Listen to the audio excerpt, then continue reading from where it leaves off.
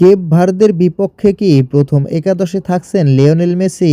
এই প্রশ্নের উত্তর দিয়েছেন আর্জেন্টিনার প্রধান কোচ লিওনেল স্ক্যালোনি জানান, গত ম্যাচে জর্ডানের বিপক্ষে মেসি চাইলে পুরো ৯০ মিনিট খেলতে পারতেন, এমনকি আরও গোল করে নিজের রেকর্ডও সমৃদ্ধ করতে পারতেন। কিন্তু ব্যক্তিগত অর্জনের চেয়ে সতীর্থদের খেলার সুযোগ করে দেওয়াকেই বেশি গুরুত্ব দিয়েছেন মেসি। স্ক্যালোনির ভাষায়, মানুষ যেসব রেকর্ড নিয়ে কথা বলে সেগুলো নিয়ে মেসি মোটেও ভাবেন না। এটি প্রমাণ করে আর্জেন্টিনা তার কাছে কতটা গুরুত্বপূর্ণ। এরপর কেপ ভার্দে ম্যাচ নিয়েও সুখবর দেন আর্জেন্টাইন কোচ।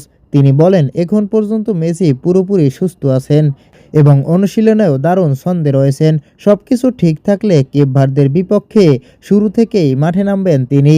তবে স্ক্যালোনি এটাও পরিষ্কার করে দেন যে চূড়ান্ত সিদ্ধান্ত নেওয়া হবে মেসির সঙ্গে আলোচনা করেই। যদি মেসি নিজেকে প্রস্তুত মনে করেন এবং পুরো ৯০ মিনিট খেলতে চান তাহলে সেটিও সম্ভব। এখন দেখার বিষয়, কেপ ভার্দের বিপক্ষে শুরু থেকেই মাঠে নেমে নিজের জাদু দেখাতে পারেন কিনা লিওনেল মেসি।